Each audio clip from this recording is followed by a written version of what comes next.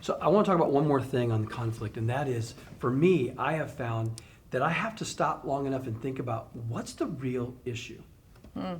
Right now we're fighting about whatever it is. I mean, I went through this recently with my wife Nicole and I. We were in heavy fellowship, conversation, right? We were in heated conversation with one another. I like that. Animated. I like how that sounds. Yeah, Energetic. Sounds really good. We were passionate. She's Italian. I didn't have to guess what she was feeling. I knew exactly what she was feeling. It's good. I'm German, so I got stubborn and just got quiet and walked away.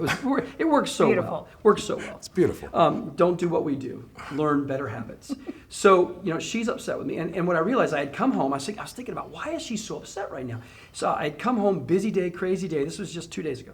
Busy day, crazy day, phone calls, Zoom calls, all the stuff that I was doing. I get home, had 2 more phone calls to make. So I went in the backyard, sat on a chair, and finished up my calls in the backyard. And she came to the door and said, "Who are you talking to?" I told her I was talking to, and she got quiet, turned around, and I could tell she turned around. She's Italian. I could tell by her face.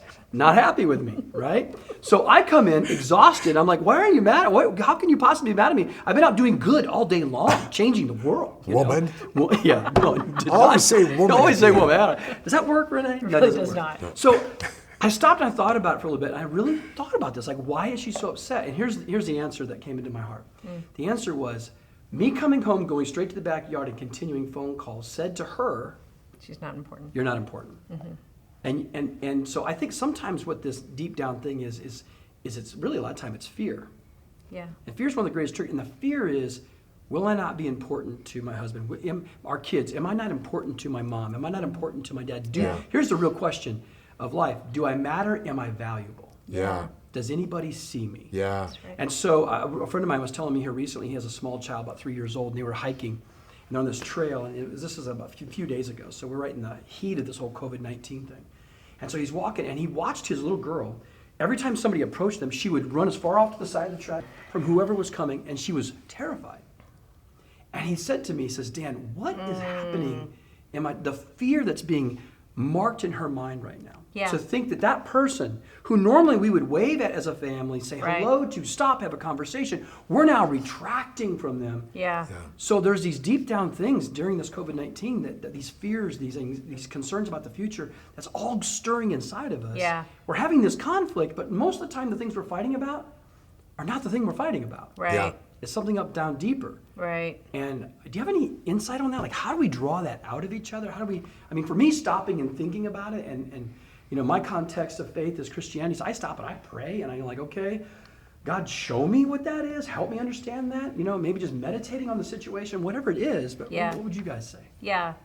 I think that's a good reflection, that the idea of what's making us anxious, right? What's making us afraid, and what's underneath all of it. Yeah. I also think there's something to be said about addressing it, going, as soon as you realize, oh, you're scared about that. Like for the little girl, I would say, I would want her to also know, like if I notice that behavior, I would want to say to our kids, hey, just so you know, that's a boundary that we have right now. Right. But I want you to know people are the most important thing. That's good. People are still really important to us. We're just taking precautions and protection during this time, but it doesn't make people bad, right? Yeah. So like Right. in That's the good. case with Nicole, you go back to her and go, oh, I'm sorry again that I entered the house without recognizing you. Yeah. Do you think you could forgive me for not recognizing you when I came in? You are way more important than my calls. So Yeah. you're addressing it from the other way, not just at looking at your fear, but also going, now I'm going to go back into the place and say a statement that addresses that issue as well. Yeah, I think too, I used to teach public speaking back in the day at Arizona State University, and public speaking for a lot of people is listed as the number one fear of life, right after dying. Right. Right, and so you get first-time public speakers up, and they're incredibly nervous. You can see it in their bodies. It's palpable in the room. But here's the thing, if a first-time public speaker will say, hey, you know what, here's the deal, I'm really nervous. I'm afraid I'm gonna mess up, I'm afraid I'm gonna make a fool of myself, so I just needed to tell you guys that. If you'll say out loud what you're feeling, there's about 7 or 8 stress markers in your body that'll drop by 30%. Ooh, that's good advice. Just by saying it, just by naming it. Mm-hmm. If you can say, I'm really frustrated at you right now. I just feel like you totally blew me off. I feel like I'm not important. You'll lower the actual levels of stress in your body by naming it. That's good. Right? And our bodies are set up, our brains are set up that we're supposed to be naming things. And good things happen in us and between us when we name it. If we're not naming it, if I can't say it, I'm going to act it out. Yeah. And much better to speak it out than act it out, because that's the alternative. I'll have to show you that I'm angry. I'll have to show you that I'm afraid. I'll have to show you that I feel rejected. And so speaking it out is such a more productive way than acting it out. And those are the only two options we actually have. And having those regular times as a family to sit down and have a conversation where we can ask the question, okay, what's frustrating you right now? What are you feeling right now? What are you sad about right now? What are you happy about right now? What are you learning right now? What are you grateful for right now? Yeah. Those kind of conversations, I think we're going to look back. There's going to be some things I believe we're all going to miss about this time.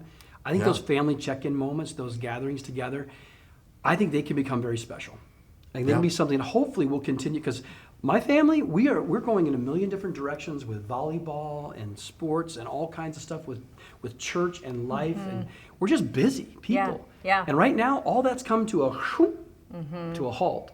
And I think that finding a rhythm as a family to talk with one another, communicate with one another, laugh with one another. Yeah. The stuff we've been talking about in these sessions. It was so good. Yeah. So Don and Renee, thank you guys. Thank you for joining Parent University. I'm sorry we had to do this virtually this time around. I want to encourage you to be safe. So let's continue to be safe. yeah. Thank Come you. on, Thank be you. safe. And we cannot wait to get back together next semester in the fall and hang out together. So if you need anything at all, if you need some help or you have some concerns about things, feel free to reach out to your high school, reach out to you and just ask, hey, can someone from Parent University get a hold of me and talk to me, and give them the information. And they'll reach out to us, all the facilitators, and let us know how to get a hold of you as well. And we would love to talk with you and love to encourage you. So reach out to your high school principal, reach out to your school and say, hey, I want to talk to somebody from Parent University. I have some things I need to talk about. We'll reach back out to you as well.